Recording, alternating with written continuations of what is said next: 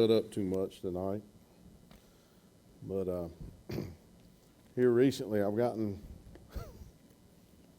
back into doing corny jokes and dad jokes.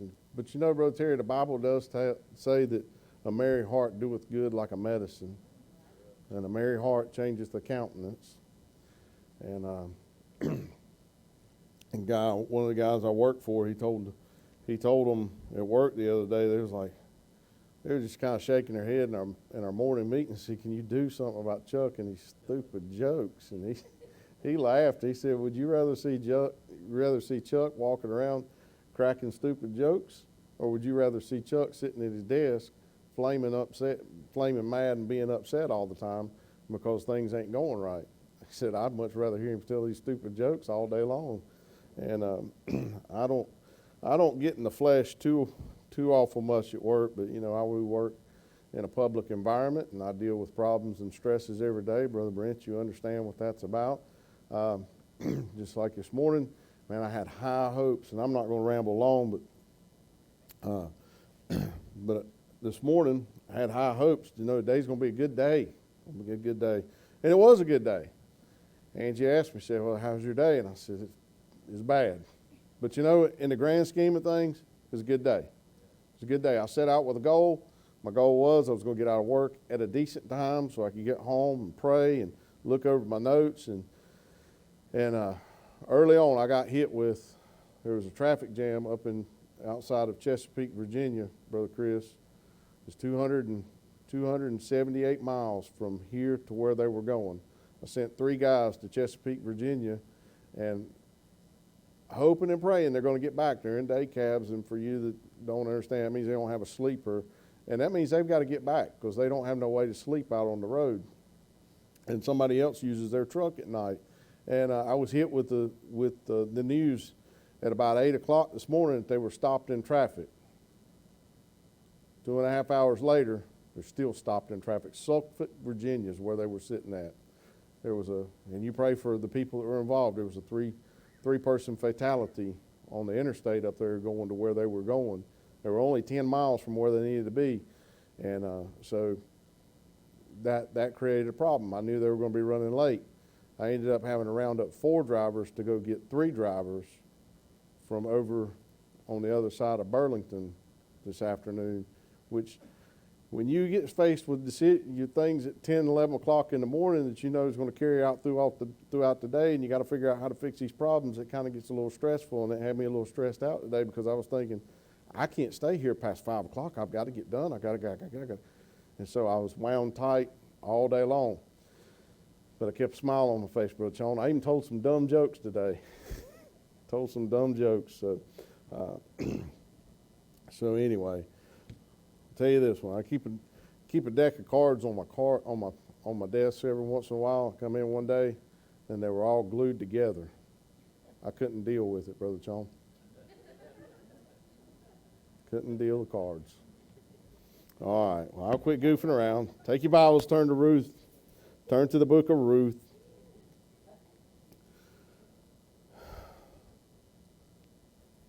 I think one reason I'm probably nervous is because this message got me a little bit under conviction, Brother Taylor.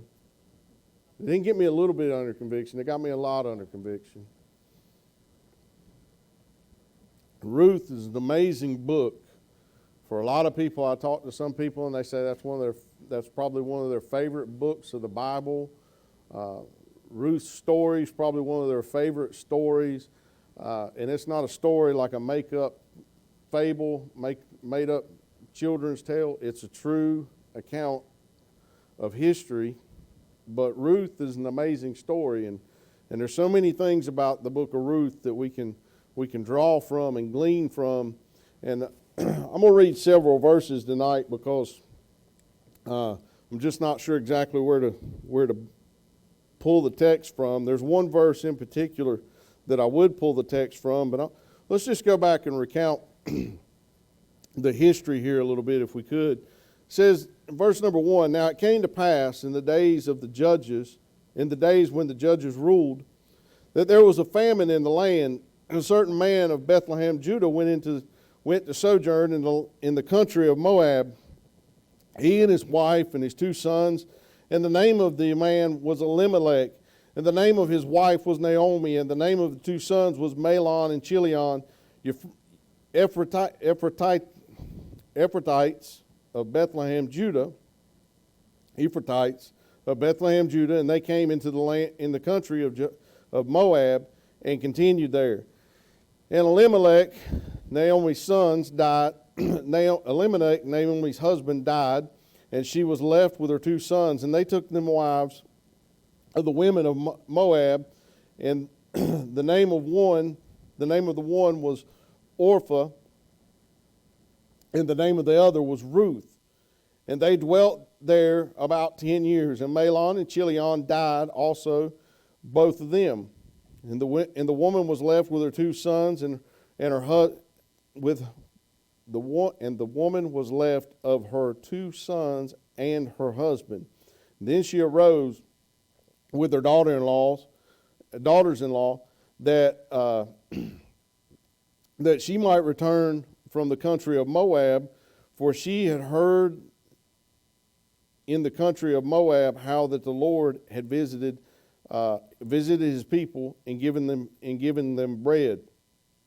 Wherefore she went forth out of the place where she was, and her 2 daughters-in-law with her, and they went on the way to return to the land of Judah. And Naomi said unto her 2 daughters-in-law, Go, return each to her mother's house.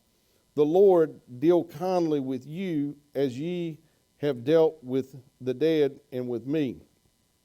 The Lord grant you that ye may find rest, each of you, in the house of her husband.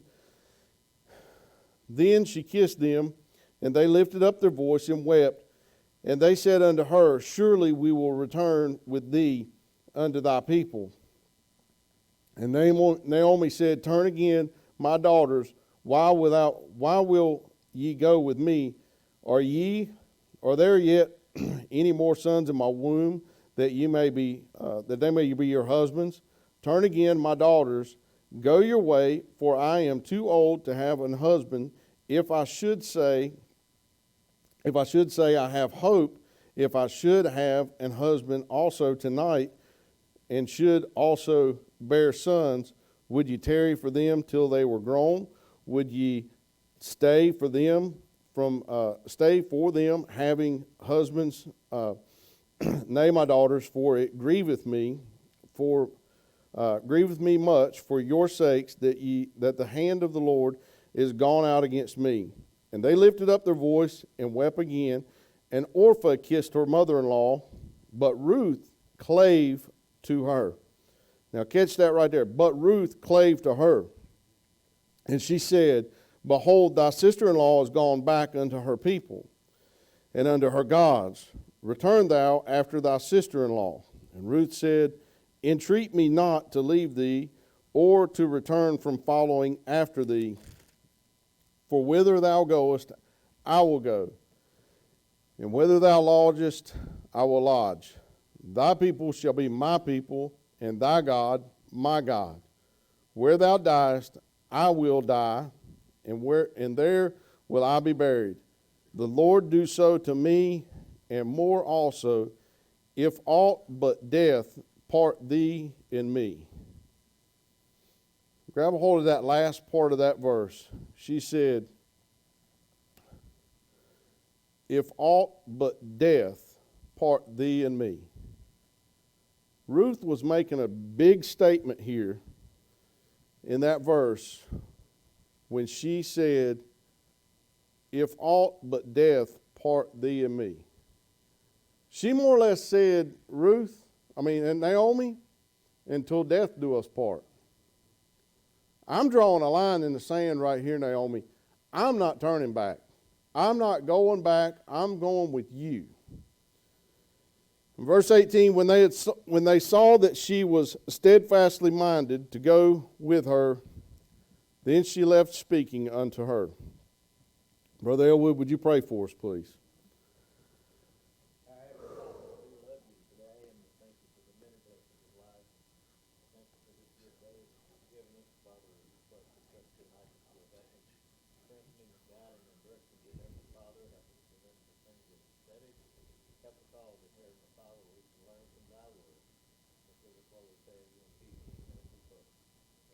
Amen. Amen. There's a few things we notice about our passage that we've read here tonight. And I think it's always interesting to look at names. And as I kind of give us an introduction here, I want to point out back in verse number 1, 2, and 3, the Bible gives us the husband's name, Elimelech. And Elimelech, his name, and I don't know if you've ever looked at the meaning of your name in particularly.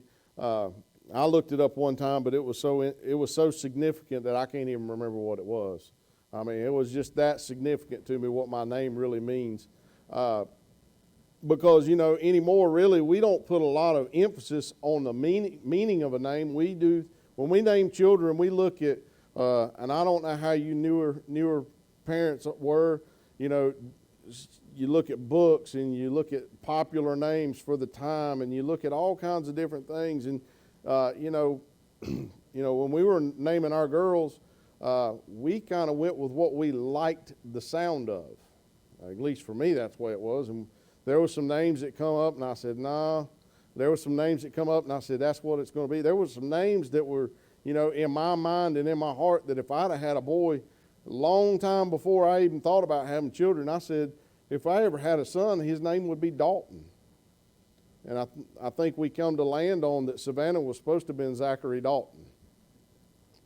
It's for a carnal reason, and if you want to know, you ask me afterwards. But there was a famous character not a famous character, but there was a character in a movie one time, and I heard that name, and it just always stuck with me, Dalton. I thought it was a cool name. Thought it'd be a cool boy's name. Lo and behold, the Lord didn't think it was going to be cool for me to have a boy named Dalton, so I got a daughter named Savannah.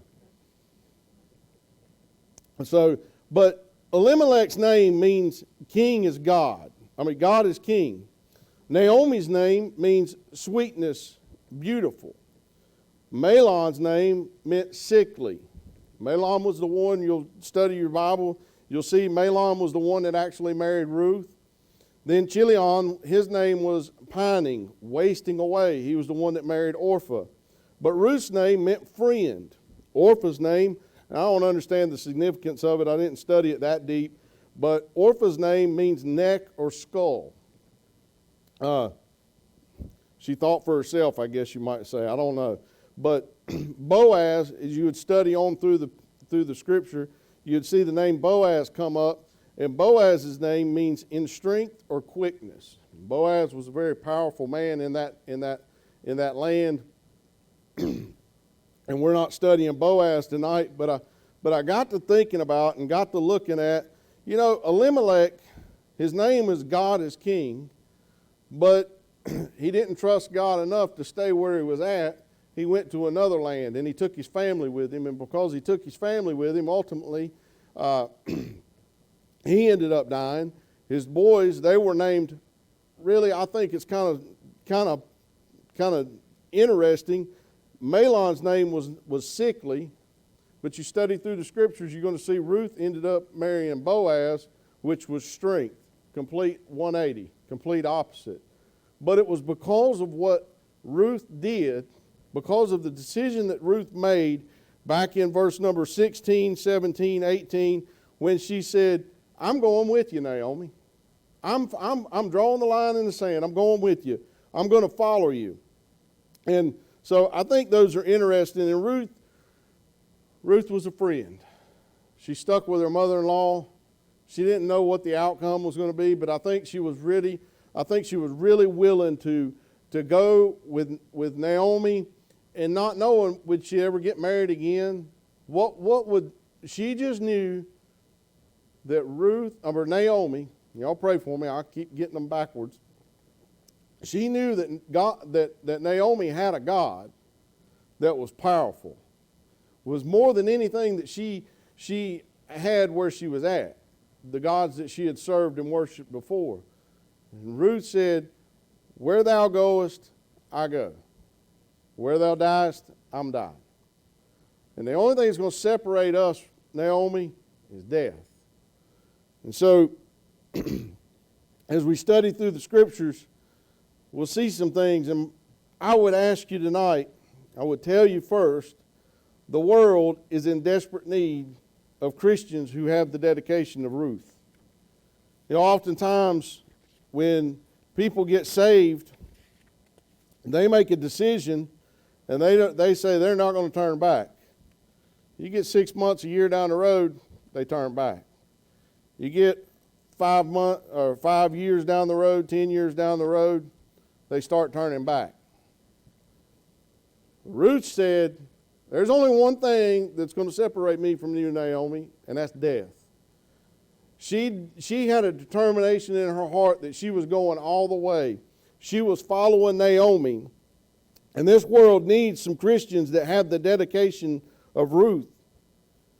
And quite often in the lives of Christians, Christians will quit on God, but we need Christians who will dedicate and decide to dedicate themselves to the point that only death will be the only thing that will cause them to stop serving God. As Ruth had pointed out in verse number 16 and 17, she said, entreat me not to leave thee or to return from following after thee. For whither thou goest, I will go, and whither thou lodgest, I will lodge. Thy people shall be my people, and thy God shall be my God. Where thou diest, will I die, and there will I be buried. The Lord do so to me, and more also, if aught but death part thee from me. I see 5 things. As I think about this and study on this, I see 5 things that can cause Christians to draw a line in the sand and quit on God. And I ask you tonight, where will you draw the line with God and what will cause you to quit serving Him? If these 5 things that I'm going to mention occur in your life, would those be things that would just make you say, that's it, I'm stopping, I'm done? Or will you press on and say, you know what? As the song said, in a nutshell, God's grace is good. God's grace is sufficient. God's grace will carry me through. The Lord's with me. Number one thing I see is, will you let the Christian path cause you, be that causes you to part ways? Ruth said, for whither thou goest, I will go.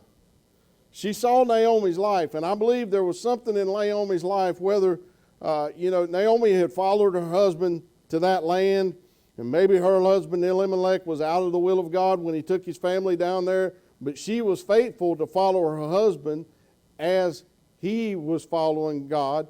And for a wife, oftentimes for a wife, she is just following her husband because that's what she understands to do. And I'm not saying that wives are to follow husbands blindly, but sometimes God enlightens husbands to understand and know things that wives don't see yet. Just like oftentimes God will enlighten and give our pastor direction of things that we don't think about and we don't see yet, but God has given him some wisdom about some things. And so we follow him as he follows Christ. He's our mark. He's what we are to follow behind. And if we see things that err from the Word of God, that's where we draw the line and we say, no, we're not going to follow that because God's Word says this. That would be the determination. But for wives, oftentimes they follow their husbands trusting that their husbands know the will of God. Maybe that's what Naomi was doing. She was following her husband, trusting that he knew the will of God for their life. And so will you let the Christian path be the line that causes you to part ways with God? Because Ruth said, I'm following the Christian way. And obviously they didn't have Christians in Ruth and Naomi's day. Naomi was a follower of God. She identified. She said, your God will be my God.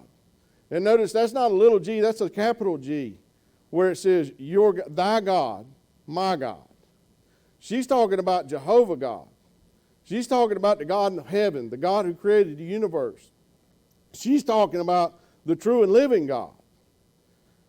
So ultimately, for us, that would be following the Christian path. That would be following the Christian path. She made it very clear that the Christian path would be the path that she would walk. She said, thy God, my God. She said, I'm following after you, Naomi. There weren't Christians, as I already said, there wasn't Christians in that day. There were people that followed God and trusted God, and that would be what we would consider Christians today. They had faith in Jehovah God. She wanted Naomi's God to be her God. Many will think in this day and age the Christian path is too hard to follow. It's too demanding to walk with Christ. And I got news for you, it is demanding to walk with Christ. It's hard. It's hard to walk with Christ in the day and age in which we live in, Brother Sean. It is really hard. I work with some folks that, bless their heart, a lot of them need Jesus. And it's hard sometimes. It's hard sometimes to maintain a Christian testimony. You get in some situations and you're just pinned in.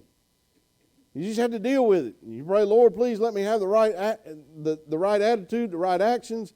Please let me have the right testimony before these people because they need you and I need your help now. And some people will just say, it's too hard to follow Christ. It's too hard to walk with Christ. I'm not going by that way. I'm not doing that. And they'll draw the line in the sand and they won't follow after Christ. But Naomi said, Ruth said, it's not too hard for me. I'm going to do it. The Christian life, the Christian path demands that you forsake all and follow Christ. Pastors preached in past weeks that we've seen that of the 12 disciples when he called them and follow after me. They were to forsake all. They were to forsake father and mother, cast out their nets, walk away from their boats, do all kinds of things. They had to forsake everything to follow after Christ, and they did it. Ruth was doing the same thing. She said, you know what? I'm going to leave my family behind because there's a different family. I'm going to follow after and take a new family.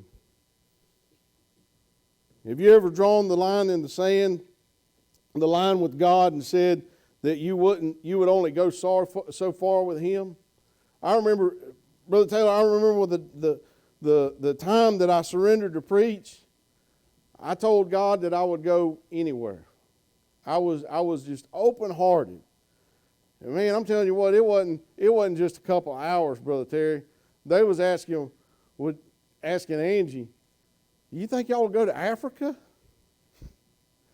And I don't think in her heart of hearts she was really totally, sold out that she wouldn't if that was absolutely God's will, but she was pretty confident that God would never call us to go to Africa. She was pretty confident.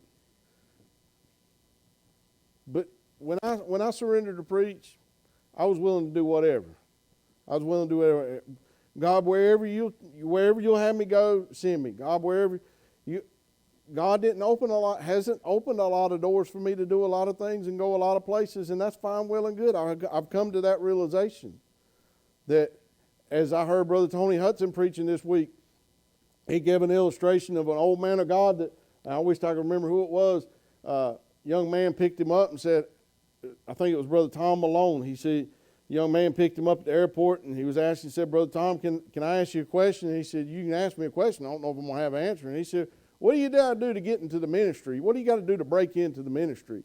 And what the young boy was asking was, I get what he was asking. What do I got to do to get in to preach? What do I got to get? And Brother Malone told him, said, you don't get in, you get placed in.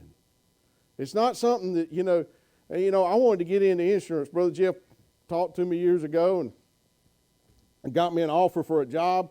I wanted to get into selling insurance. I can get into selling insurance, Brother Sean. I go to the state, I give them $1,000. I go to some other class and I give them $1,000. And I go to Farm Bureau and I sink a lot of money into selling insurance. I can get into it. But you know what? The ministry isn't something that you can just jump into. It ain't something you just buy your way into. It's something that God places you in. All of us have a place in the ministry. We have a responsibility. But God calls some men to be pastors and evangelists and so forth and so on. He calls some. He places some. Paul said, I thank God placing me in the ministry. I don't remember how the verse goes exactly, but you get what I'm saying. It's not just you get into it, but there's some people that they say, I'm not going that far. God, hey, you saved me, that's good enough. And they won't go that far. But you know what? We should have the determination of Ruth to say, I'm going that far. I'm going to go all the way. And the only thing that's going to separate me from it is death. I ask you tonight, will you let family be the line that causes you to part ways with God? Some people, they get saved and their family weighing them down. Now, our young people, as I was praying today, I was thinking about this, and years ago, I had a message years ago that I preached, and I think I preached it here one time, I preached it at Gospel Light one time, about the gist of it was, when they come home, don't throw water on them. Don't be throwing wet blankets on them. They come home from camp, they're fired up, they're raring to go. Encourage them, fan the flame. Hey, let them get close to you. Maybe it'll warm you up and get you fired up a little bit. Them young people, I'm praying they go that they get something from God down there in Florida this week. I'm praying Andrew and Rachel and Miss Stephanie get something down there in Florida this week. I'm praying that Brother Chris and Miss Libby get something down there in Florida this week. And they bring a little bit of that home. And that we don't just throw water on it. Them youngins come home. Hopefully them youngins will come home and say, it don't matter. If I got to forsake my family, I'm following God. I'm going to do what God calls me to do. I'm going to go where God calls me to go. But would you let family be the line that causes you to part ways with God? Ruth said, where thou lodgest, I will lodge. She said, my family, I'm going to forsake them. I'm following after you, Naomi. I'm following after you. She made it very clear she was willing to leave her family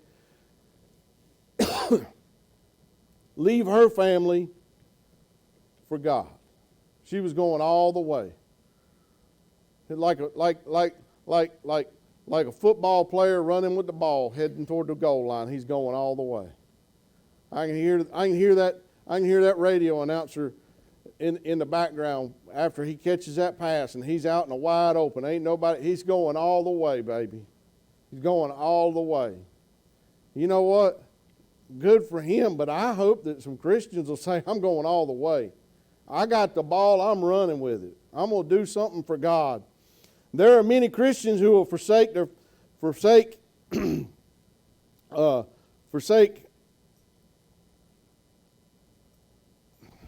my notes got cut off here. There are many Christians who, for the sake of family, will quit on God. Family's holding them back for whatever reason, and they won't trust God enough to just move forward. So they let their family hold them back.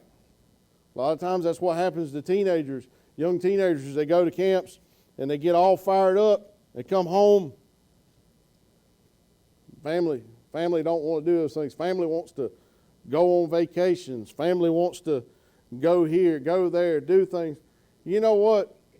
It burns me up to sit and watch some people that start on the right path, but then they get sidetracked with everything else. They get out of church, and you look, and there's always things. There's always things. There's always things that hang them up and get them sidetracked. Family can be one of those things that gets them sidetracked. Luke 14:26 makes it very clear that you must be willing to leave your whole family if to be able to serve God. If your family said they would forsake you if you continue to serve the Lord, is that the line you would draw with God? You know, we hear that a lot about other religions. that their families forsake them. Muslim gets saved, family forsakes them. Buddhists get saved, family forsakes them. I've heard of Catholics that get saved, their family forsakes them because that ain't what they believe. I think about Brother Mike Wells, Dr. Wells. He got saved at a carnival. He got saved at a carnival, and he got going to church, and he determined he needed to go to Bible college. His family cut him off. It was a long time, Brother Elwood, a long time. You've heard him tell those stories. It was a long time before his family had communications with him. We call that excommunication. You're done. You're dead to us. It's a big decision for a young man to make. 18, 19-year-old man, woman, make a decision. You know what? God's called me to do something, and I'm going forward for God. And their family says, if you go, you're done. We're done with you. And they make that decision. That's a huge statement.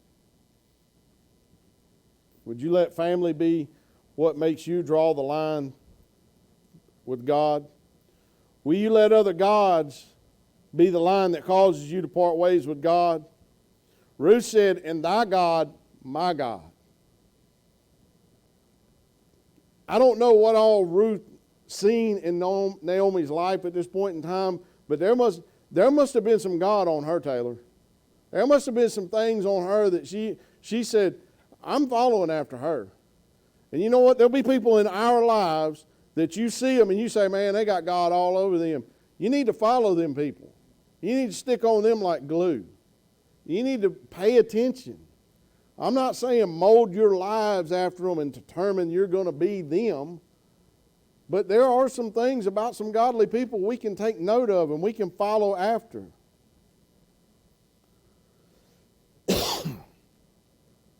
Ruth was willing to put aside all other gods to serve the true and living God. What God will cause you to quit serving God? There's all kinds of gods in this world. There's Buddha. And I'm not naming things that I really believe are God, but I'm just saying there's things that are called God. There's Buddha, Muhammad. There's all kinds of wacky religions out there that call all kinds of things God. But you know, for you and I, I'm gonna put it down on the cookies on the shelf where I can reach them. Brent, motorcycles become a God real easy. Motorcycles. I don't ride a motorcycle, Brother Chuck. That's okay. I don't got that. Well, how about a fishing boat? How about a fishing boat? How about bowling? How about racing? If you race, you fish, I ain't again you. I ride a motorcycle, Brother Brent. Lord willing, I ain't going to skip church on Sunday to go ride a motorcycle. I will not make a guarantee, but I will say when I go on vacation, you don't see me here on Sunday, you can ask that lady sitting in the back, I will not be on the motorcycle on Sunday morning rather than be in church. I'll be sitting at the house, wherever we're at, I'll be sitting there watching Facebook Live, and I'll enjoy church with the rest of you, as long as the Wi-Fi works correctly.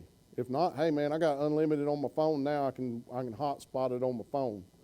Jason, I'm excited. I've come into the new century. I got unlimited data on my phone. For years, we have beat our children down. Don't be back there in that seat on the internet. Haley, Savannah, y'all on the internet, get off that internet. How you playing them games? How you playing that music? Y'all on the internet, ain't you? Get off the internet. You're running the data up. I need data for work. And, hey, man, now that the kids are grown, we got unlimited data. I can watch TV at work. I can listen to preaching all day long. I can watch. Brother Elwood, I got unlimited data. I can Facebook Live all I want to on Sundays when we're on vacation. I have no excuse, Brother Chris, not to enjoy church from Facebook Live on Sunday when I'm on vacation. But there's all kinds of gods in this world that'll cause people to quit serving God and say, I ain't going that far. I've gotten to a point in my life that I am doing my thing. I'm going to do my thing. And I'm not going any farther. I hope that you wouldn't draw a line with God and say, I'm not going any farther. Is wealth, status, job promotion, fame, where you'll draw the line with God? A lot of people, and this is hard. It's hard, brother Brent. You've escalated in the company a little bit now. But sometimes, if you let it, work will get in the way of church serving God, won't it? It's real easy. It's real easy to let work get in the way of serving God. But sometimes, and I said this before, I said this last time I preached, sometimes you got to get your ox out of the ditch, John. I understand. Sometimes you got to get your ox out of the ditch. There's things that come up, you got to take care of it. You got to do it.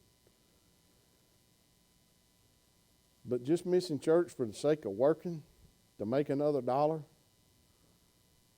to become a little bit more advanced in your position, that's drawing a line with God, saying, "No, this is what's important to me. I'm not going no farther." Ruth didn't have that expectation. She didn't have that mentality. She said she had the mentality that I'm trusting God and I'm going forward. I don't know where we're going to eat. I don't know where we're going to sleep, but I'm following Naomi because Naomi evidently knows something.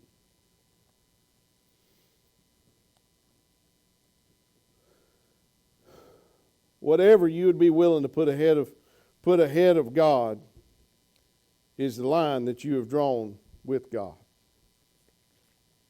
I hope that you've not drawn a line with God. I hope that your line is erased and you're not saying that's as far as I'm going. I'm hoping that you're just step by step, like them footprints in the sand. Y'all seen that picture? You say, he says something to the effect of there's steps going down, all of a sudden there's only one steps, and it says, Lord, where was you at? Whose steps you think you've seen? Those are that was the Lord's steps carrying you onward. And I hope that we would just follow His footsteps. Keep following His footsteps and not draw a line. Will a loss, and this is a big one, number 5, and I'm wrapping her down. Will the loss of loved ones be the line that causes you to quit on God?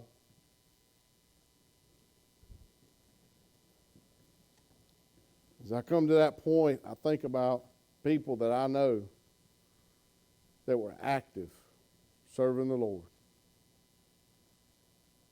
And they lost a loved one. They don't serve God no more. Lose a pastor. Don't serve God no more. They just say, that's it, I'm done. I'm not going any farther. Ruth said, where thou diest, I will die. She wasn't drawing no lines. She said, when I die, that's when I'll quit serving. That's when I'll quit following. That's when I'll quit serving God, when I die. I hope that's your hope and prayer for you. That's my hope and prayer for you, and I hope that's your determination in life. You know, I've been listening to Brother Tony Hudson preach this week, and he uses this phrase, bulldog tenacity. And we've got a couple of bulldogs at the house, and I'm telling you what, that I never really give a lot of thought about that, but a bulldog latches onto something, they don't let go of it. I got one, Brother Brent Jackson, he's just a big old teddy bear, ain't he? But I get him riled up and he latches on, he don't let go. But John, I can stick my arm in that dog's mouth and play and wrestle with him. I can stick my arm in his mouth and he will not bite me. He'll touch me with his teeth. But if I throw a rope in that boy's mouth, he's got a bulldog tenacity. He will not let it go. He sticks with it no matter what. That's what we need. We need some Christians that's got some bulldog tenacity that say, hey, I'm not stopping. I'm gonna do the best to serve the Lord is till my dying day. Doesn't matter if it doesn't matter if work gets in the way. It doesn't matter if wealth gets in the way. It doesn't matter if toys get in the way. It don't matter. I'm not going to let those things get in the way. I'm not going to let the loss of a loved one get in the way. I'm going to do what's right. And I'll say, if people that quit because of a pastor passing away, that's a terrible thing. It's a terrible thing. I've known some pastors that have passed away in the years. But people who say, I lost my pastor and just don't have a desire to serve God anymore. They didn't have a desire to serve God to begin with. They had a desire to serve their pastor. That's a sad thing. But if a person really wants to make their pastor truly happy and bring honor to their pastor, the best thing they can do is go on and serve God. Go on and serve God. Do the things that the pastor's been teaching them to do over the years. Go on and serve God. Don't draw a line in the sand with God that would cause you to quit on God because of loss of a loved one. Many Christians quit serving God over the death of a child, death of a spouse, death of a friend, death of a friend, death of a pastor. Will you allow the loss of a loved one to be that line that causes you to quit serving God? Final question is what's the line that you'll draw with God? I ain't going to lie about it. I'm a little bit too transparent at times, Brother Terry, but there's been a couple of days along the line that I thought, man, you know what, I'm done. I'm going to be done.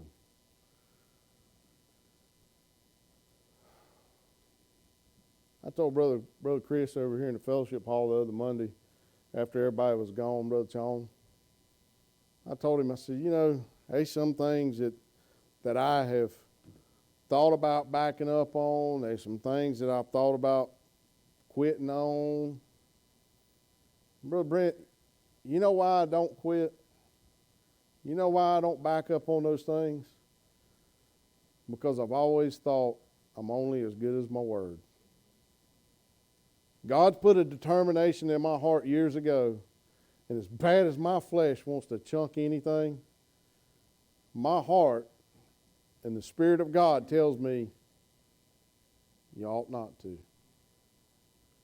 You said you were devoting your life to me. And then after that kicks in, I think about this. Taylor, I was your Awanas teacher. I don't see any others around here. Haley, I was your youth leader. Oh, Will, you up there behind the computer, I can't see you. I was Will's for a little bit. Anna and Austin's. Laura. We was youth leaders in this church for years. I got 2 kids. I prayed today, God, make them girls better Christians than me. But Sean, I hope Savannah, V, and Eliza comes back, and they've just got a determination, and Anna, and they just got a determination to serve God. I hope they nag the fire out of us to do stuff to help them serve God. That'd be a good thing. Might get us a little stirred up. But a lot of times, Brother Brent, I do and continue to serve, and I'm out of time. A lot of times I do and continue to serve, number one, because I made that commitment to God. But number two, because there's people watching. And I don't want to let those people down. I don't want to let those people down. I don't want to be the one that, Taylor, I don't want to be the one that you look at in 10 years and say, well, Chuck used to be all fired up. He was a teacher, he was a leader, he's a preacher. But he just walked away one day. And now he don't do nothing. Now he don't go to church. I don't want to be, because you know what? Brent, me and you could get back there in the back and we could roll through the people that have been members of this church over the years that are no longer members of this church and other churches, they don't serve God anymore. They drew a line and said, I wasn't going no farther. I'm done. I don't want to be that person. I don't want to be the person that my youngins look back in 30 years and say, Daddy did and then Daddy didn't. We used to, but we don't no more. I don't want that to be the case. God put it in my heart for a reason, and the only thing I can do is trust that God had I know He had a purpose for doing it. All I can do is sit back and trust that He's going to accomplish the purpose that He set forward. Sometimes Brother Barker says, when you can't track Him, trust Him. You know, sometimes I can't see what He's doing, don't understand what He's doing, don't know which way He's going. All I can do is just put my hands up and trust Him. But the question tonight is will you draw a line with God and walk away? Or will you be like Ruth that says, "Alt death"? Will you say, nothing is going to stop me from serving God but death? Death is the only thing that's going to separate me from serving God.